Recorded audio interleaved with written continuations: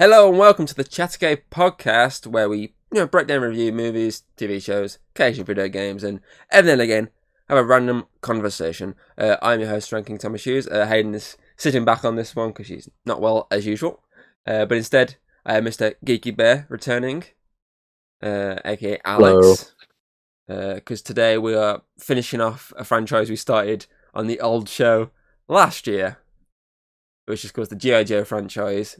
So, since we're looking at the kind of reboot timeline entry, Yeah, which obviously I thought it was kind of rebooted.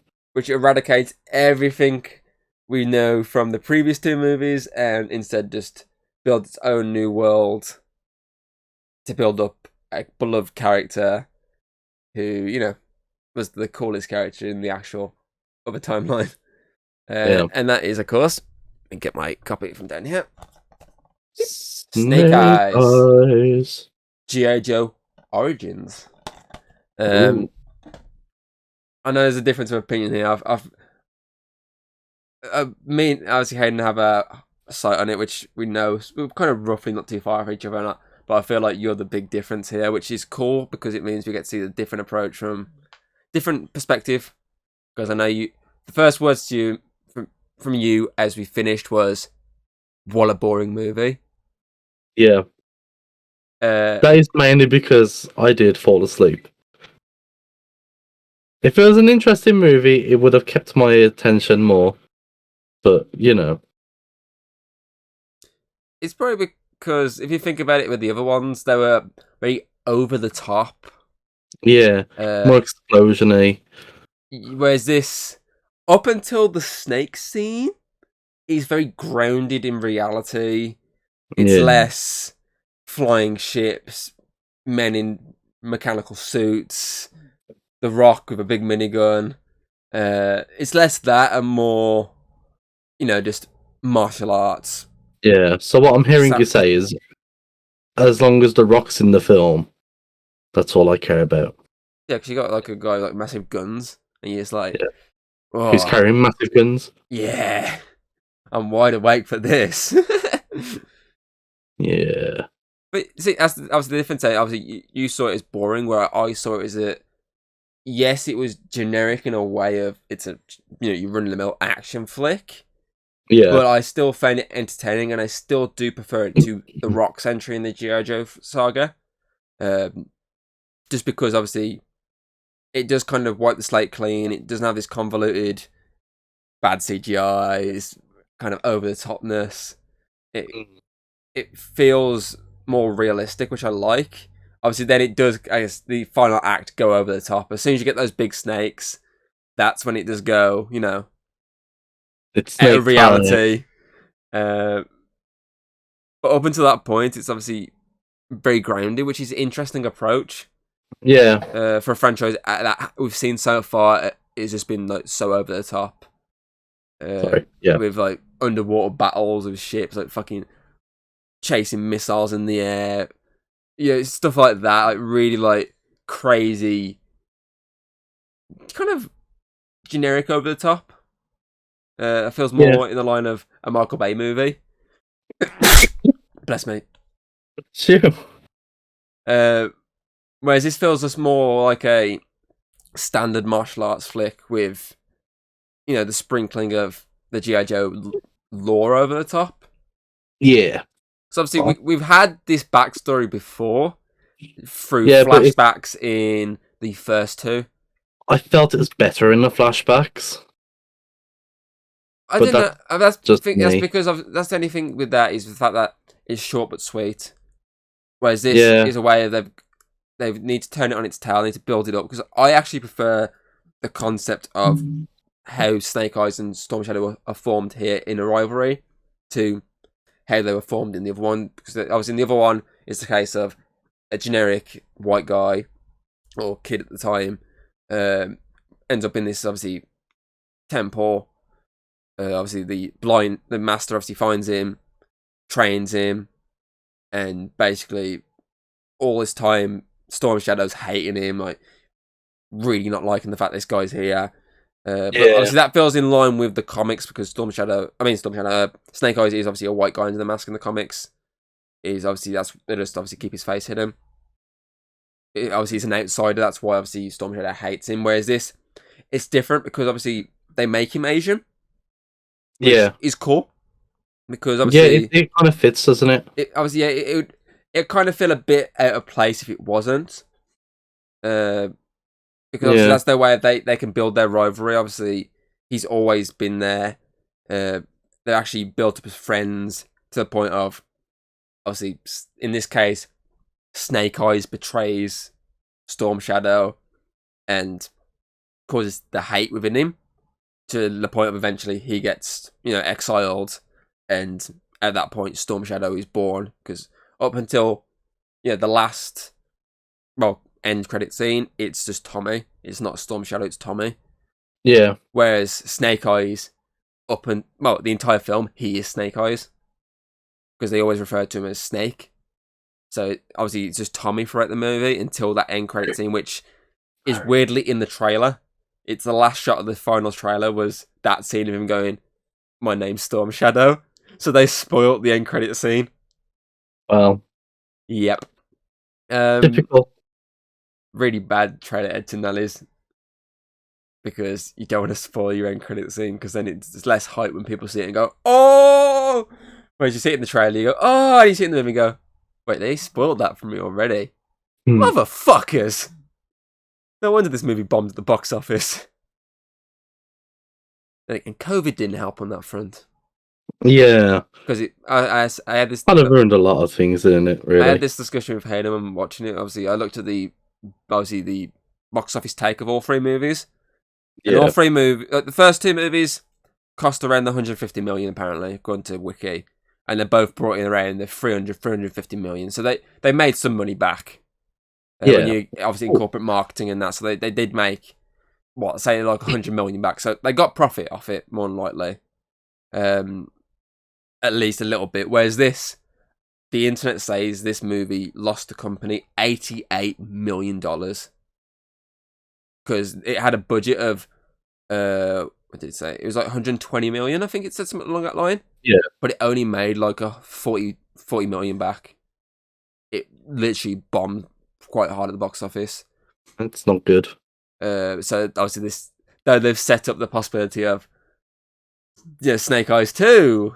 We're probably never gonna see that movie. Ever. If it does come out, I don't think I'm watching it with you. I don't think it'll ever happen personally. I mean, you saw the fact. I mean, the first two movies made made profit. We never saw a G.I. Joe movie for another.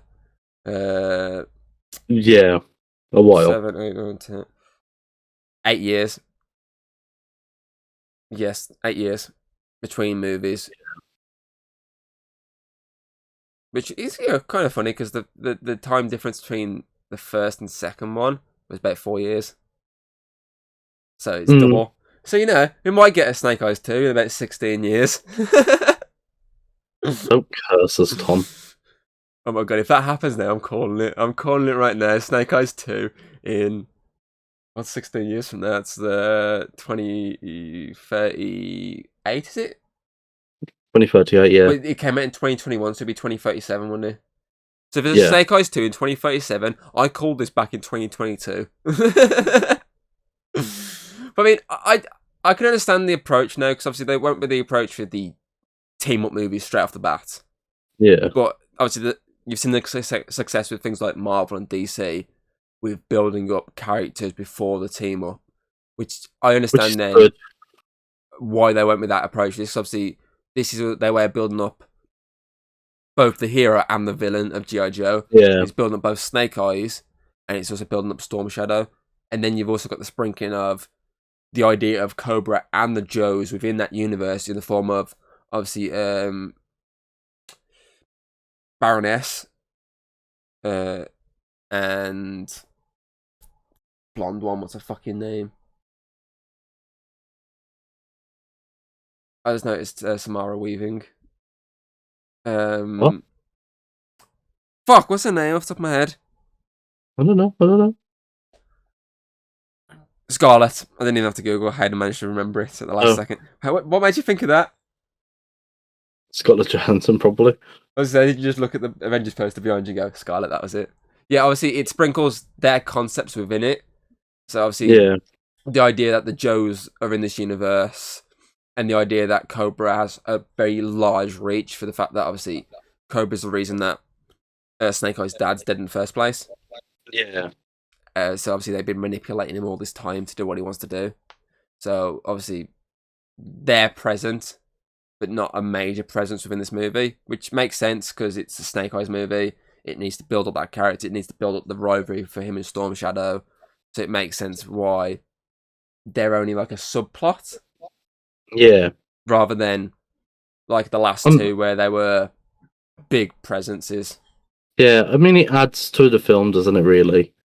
And so, because if you think about it, what other character realistically would they have given an origin story to out of the Joes that we've seen? None of them really stand out. Snake Eyes is the most standout one, him and Storm Shadow, because of the rivalry they have.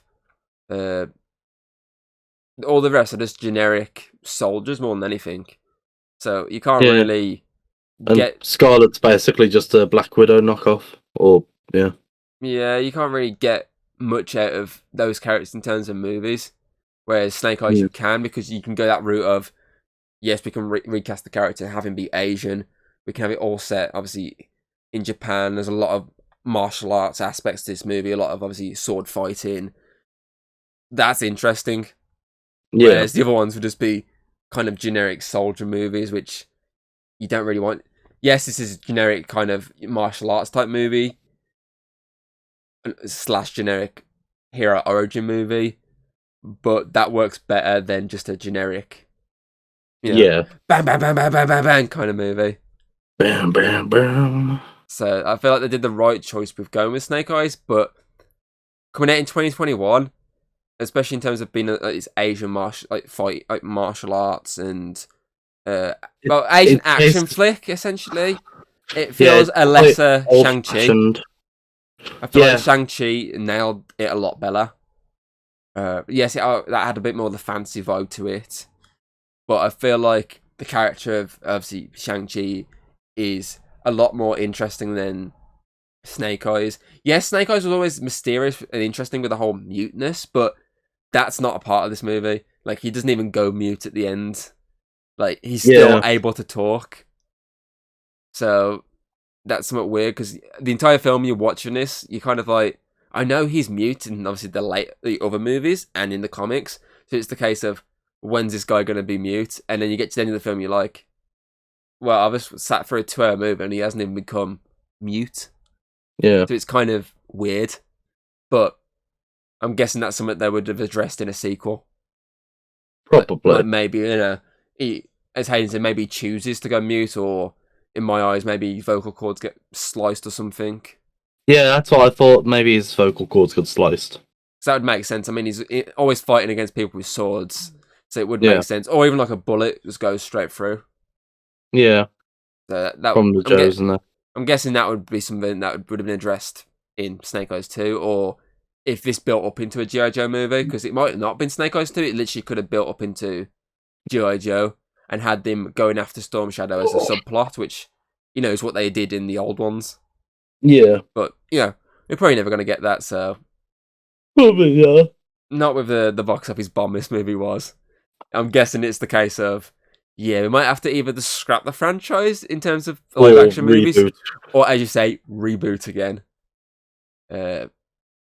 Which I feel like it still is a franchise there they could stab at. But it's probably just that they need a different approach to it. Maybe like even a TV show.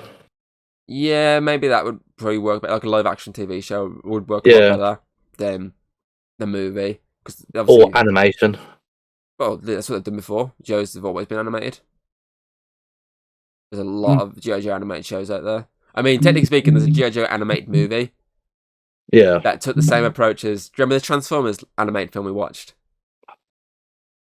Which one? The old one? Like the one, the one from the 80s. Oh, God. G.I. Joe did the exact same thing. They took the approach of the animated, like a darker animated movie where they killed off the main character. Did they kill him? I think they either killed the main character or they comatosed him. They did something to him, and it caused a lot of obviously complaints, Backlash. just like Optimus Prime in that movie. I swear they did. Off the top of my head, I've never watched it because obviously my introduction to the Joe universe was obviously the movies, the live action ones. That was my introduction. That's what I just said. I've just never really jumped at the gun of watching the shows or the animated one. Fair enough.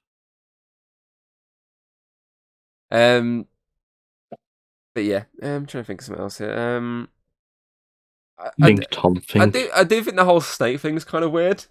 It's a bit like out of nowhere. I mean, when I was watching, obviously I put my mic on and said something to you just to let you know about something, and then I went and I made the joke about giant snakes, and all I heard from you was, "Wait, what?" If I mute my mic again, and I'm guessing at that point you were just like, "What is the fuck is he on about?" Like, you're not the only one. Hayden had the same reaction to me saying giant snakes. It's especially when you're watching up to that point and it's this generic, grounded, basically fighting Asian martial arts and fighting movie. It's very like grounding. And when someone says, "Oh, wait, it's just the giant snakes," that's when you're just like, "I'm sorry, what?" I may have fell asleep during that part. Because realistically, it's that part onwards where it goes over the top, where it kind of becomes like the old ones, like this over the top action flick. Especially when he like kung fu kicks a fucking snake in the face. At that point, it's when it starts to become less grounded and more fantasy. Which is fine. I mean, you gotta like build it up as this something that doesn't feel like it can be part of this universe, but then you have this bit, which then you go, okay, this could ease us into this over-the-top action universe. So it does make sense doing that. Yeah. Because obviously it's the snake and it's the gem that makes it like, it's like the gem that just blows shit up. I don't know where he got the gem from. They had it. I'm guessing that was a bit you may have been asleep during again. Yeah, it was Storm Shadow's clan had it. Oh, okay. It was locked away. That was Snake Eye's whole agenda, was to break in and steal it. That's why he befriended him and whatnot. That's the thing. That's a cool thing with this. They make Snake Eyes look like the villain, which is kind of on its head to where it was in the old one. Because obviously in the old one it was always Storm Shadow looked the villain, whereas in this case he looks the villain, but his end goal, yes, he's still villainous because he wants to kill someone, but it's something that he needs to do to basically make him whole. And obviously in this film, that's something he doesn't do, but that makes him even more whole. Yeah. Because he chooses the path of sparing him, forgiveness over vengeance, which obviously makes him worthy in the eyes of the snakes, since they've got to make sure you're worthy. So I guessed Hayden's favourite scene from this film, and I was looked down and I was correct. Because I was going to say this scene just, then I realised no, I'm going to save it in case she picked it, and she has picked it, so I'm not going to say it just yet. But yeah, so that's the thing, because there's a core build up to it. We've obviously shown these different trials that he has to go through to become a member. Obviously, the different like sort of masters he has to go through. So obviously he's got like the water bowl. Yeah, he's obviously got to fight their combat master, obviously, who's got these water bowls. He's like, okay, you need to beat me without spinning the water and whatnot. You need to stop. You need to spill mine, basically. And obviously there's the slow case of he fails to the point of success. And then obviously he has the blind. How generic. Then he obviously has the blind master who shows him his past. That there is where you're kind of hinting at the less grounded approach. Where obviously they said that light coming out of his hands. That's when you can start seeing, okay, it's a bit less grounded now, but not fully less grounded.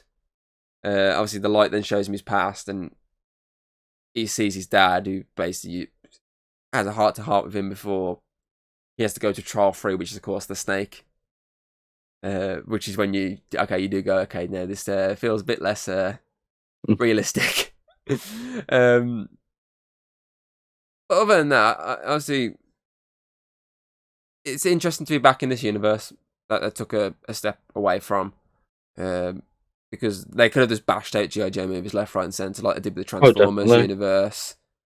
Because obviously Transformers, if you think about it, they put the first one out in 2007, second one was 2009, 2011, I think it was, 2014, 27. They kept bashing them out over the course of 10 years. You had 5-6 Transformers movies. Whereas G.I. Joe... you just had a Bumblebee. Yeah. Whereas G.I. Joe, you didn't. You basically just got 2 movies in the space of 10 years. So they didn't bash them out like they could have.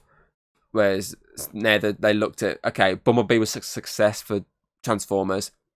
Everyone hated Last Night. Let's take an approach of a standalone. Could be related, could not be related. It kind of depends on you as a person. Unless we address that in a sequel or something when we go, okay, no, it is actually related. Let's take that approach. And obviously, Paramount, since they own both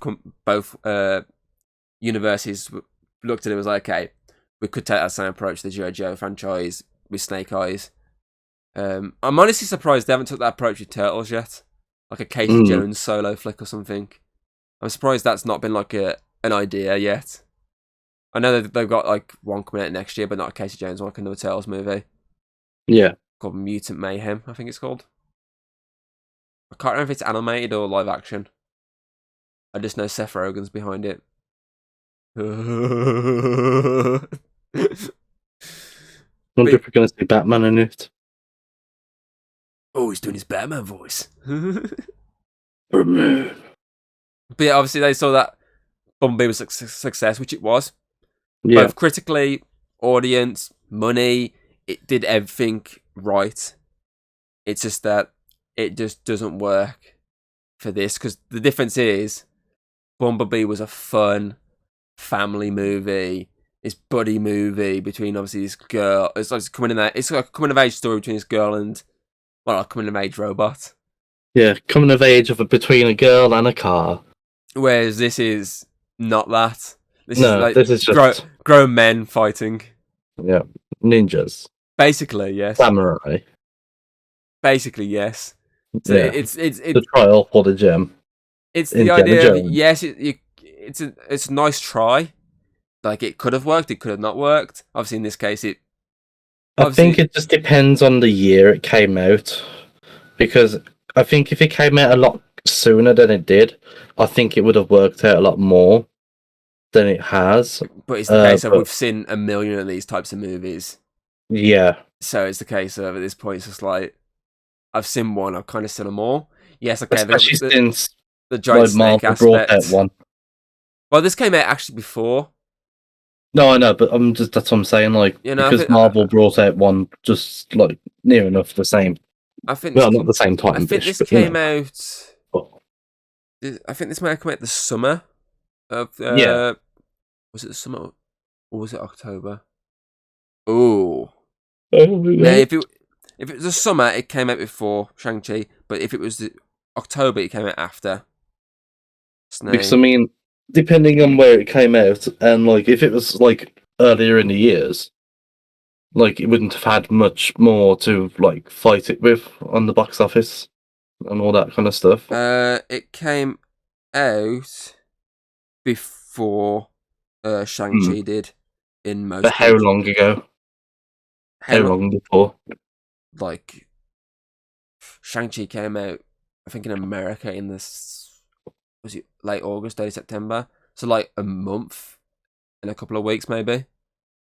So there's still there's still like a competition between them both.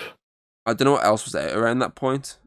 So obviously, 2021 there was the backlog of stuff coming out because COVID. Yeah, so there's a massive backlog of other films coming out. Let's have a look what other films came out in July 2021. Not 2031. I don't know what films are coming out then. So in July 2021, we had obviously Snake Eyes, obviously. We had Purge movie. We had Black Widow.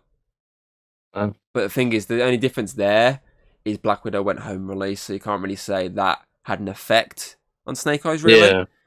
Because obviously, Snake Eyes, I think, from what I saw, came out at the end of July, whereas Black Widow was the start of July. So obviously, the only difference there is, there's a few weeks, but as I say, Black Widow went streaming, so it didn't really affect Snake Eyes, really. The only things really out at the time, according to this, was that M. Night Shyamalan movie, Old. Like, there was nothing really out at the time. Jungle Cruise came out not long after that, but again, that also had a streaming release. So maybe it was the case of people just chose to stay at home and rent the Disney Plus movies instead. Yeah. So, I mean, it was still like that cautious time, wasn't it?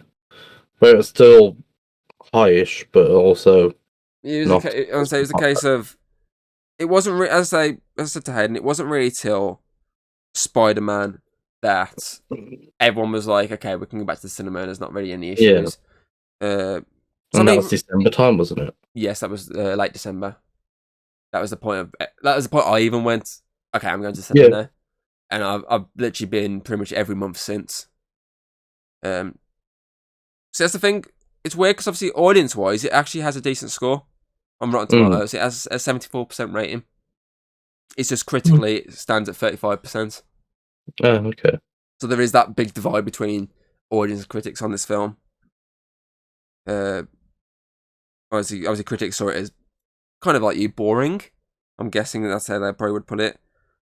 Whereas maybe they fell asleep during it as well. Whereas audience saw it as a bit of an entertaining film. In the same of me and Hayden, they saw it more in the line of entertainment, which it is. It obviously when it goes, the first like fucking hour or so is, it does drag a bit, but when it goes all out at the end, it does obviously draw you in a bit more because it's very over the top. I mean, the whole Nan fight scene is hilarious. Especially when she's on the bridge and she just that fucking jump in the air with the fucking the fans, and she comes flying down at the bloke. That is like really funny. Although saying that though, I'm also like, I don't know. It's not kind of my kind of franchise of film. I understand because I remember you saying that with the other two Joe movies, like you enjoyed them, but you weren't like, oh, I'd jump at the gun at these, in the sense. There were just ones that you'd watch, but you probably wouldn't watch again. Those type of situations. It's just like not your kind of franchise. Compared to something like, I don't know, in terms of Hasbro, like the Transformers franchise. You'd probably jump a bit to maybe watch one of them over a G.I. Joe movie.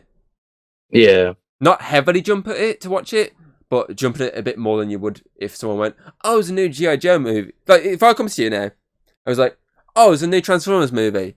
You want to go watch? You might go, yeah, sure, why not? Fuck it, let's go watch it. But if I went to you, I was like, oh, there's a new G.I. Joe movie. Do you want to go watch it? No. You'd be in that case of, not really, because I'm not a big Joe fan. Yeah. Like, if I literally presented you both franchises in front of like, today, there's two movies out. Transformers. Yeah, I'll take Transformers because it's more fantasy. And there is actually a Transformers movie coming next year. Oh, for God's sake. Rise of the Beasts. That's another one I've got to be on for. I'm actually just out of the announcement of Snake Eyes and that movie, that's the one I want to see more, because it's the Beast Wars movie. It's when you got the fucking animal Transformers. Yeah. So that's the one I'm actually like, I kind of need to see this one. Because I need to see Monkey Prime. I'm just calling out all his favourite animal species. Gorilla Prime is hilarious. Because it's a fucking gorilla.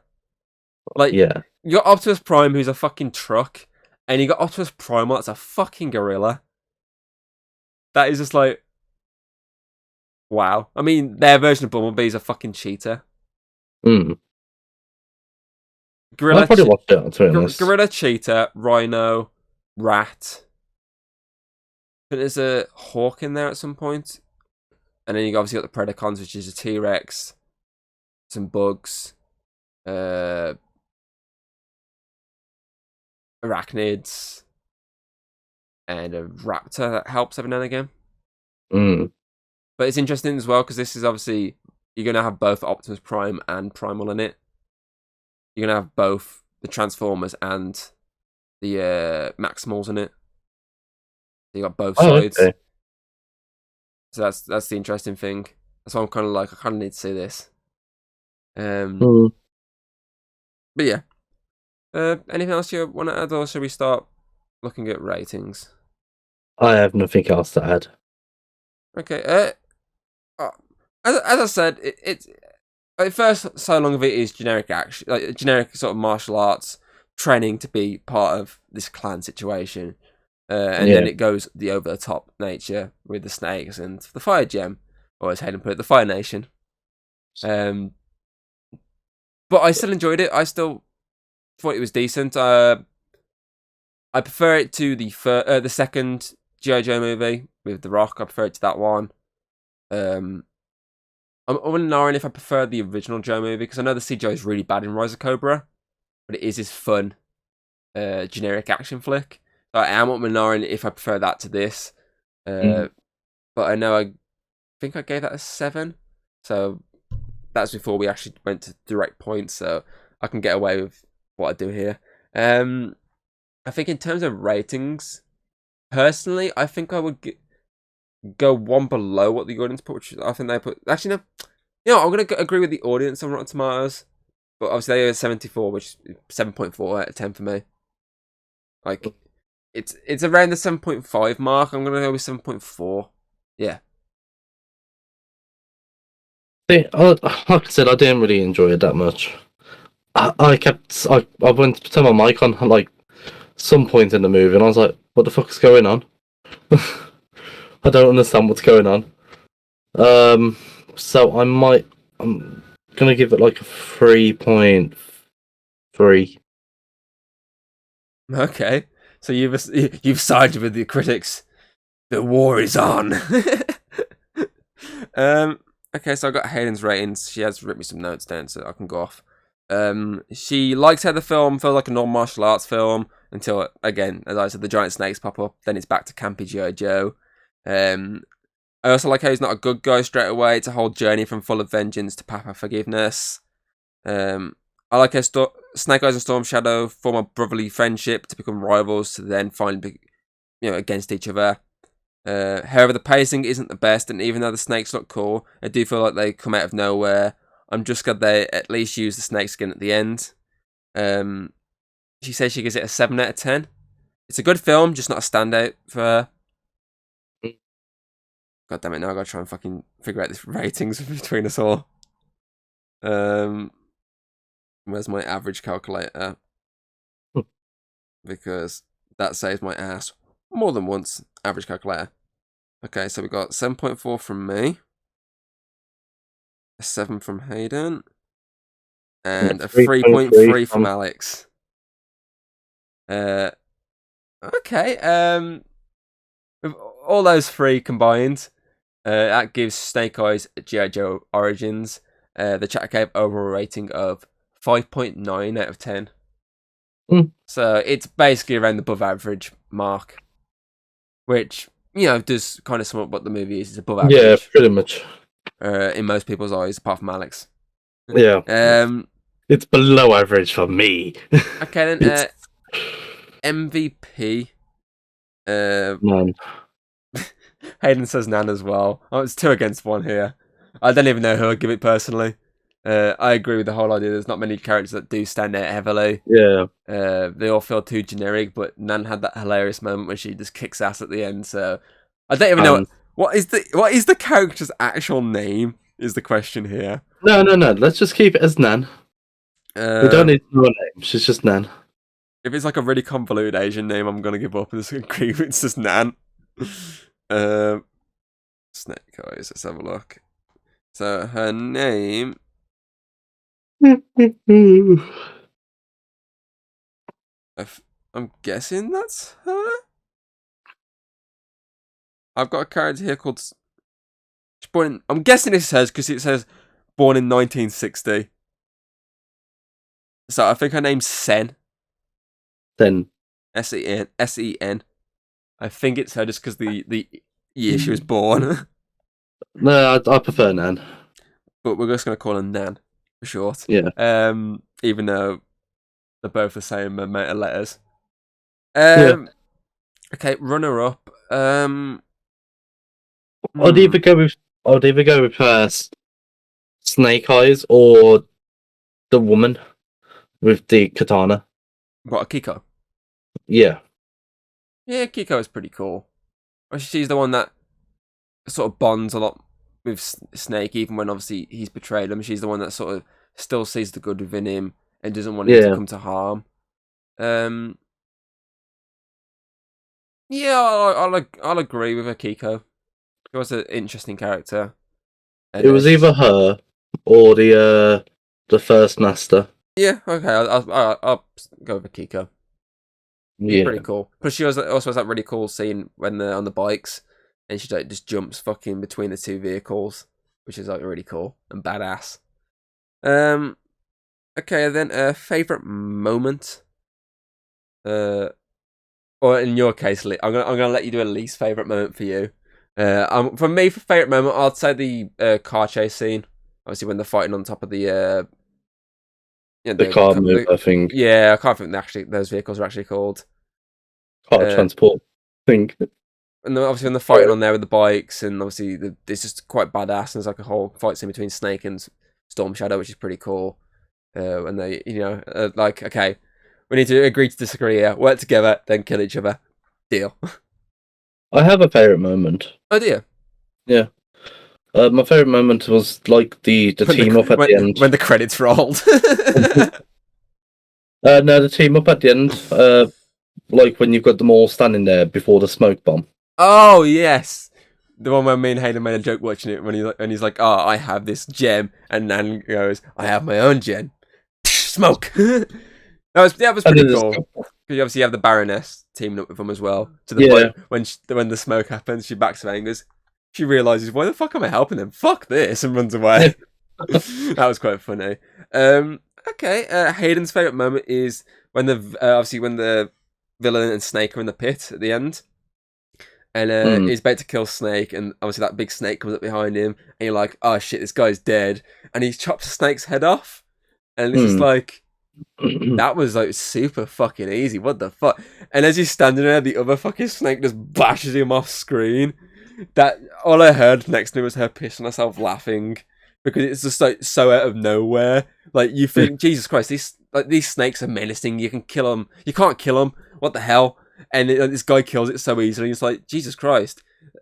But yet the other one just wipes him out. That's her favorite moment because it's just like so hilarious. Okay. So my question is, well, do you think they'll actually ever approach G.I. Joe franchise again? No. If they do, it's going to be in a different format. Or reruns, or reruns. Or an actual G.I. Joe movie. Yeah. Rather than just a solo film. Yeah. That's what could have hurt this a bit more. Yeah, I know Snake Eyes is a popular character, but is it the case of, is he popular enough to actually have his own movie? Plus, most people probably didn't like the fact that they made a mute character actually have a voice, which is the whole defeats the purpose of his character. He's meant to be this mysterious ninja, not this. Yeah, I'm cool. So yeah, I agree. I feel like if they either not approach it ever again, or if they do, they'll have to stab in a different way. Like the whole idea of giving a character an origin movie probably won't even be like an idea from him anymore. Yeah, it worked for Transformers because Transformers is cool. It's fucking robots, but these are just soldiers. It's not cool.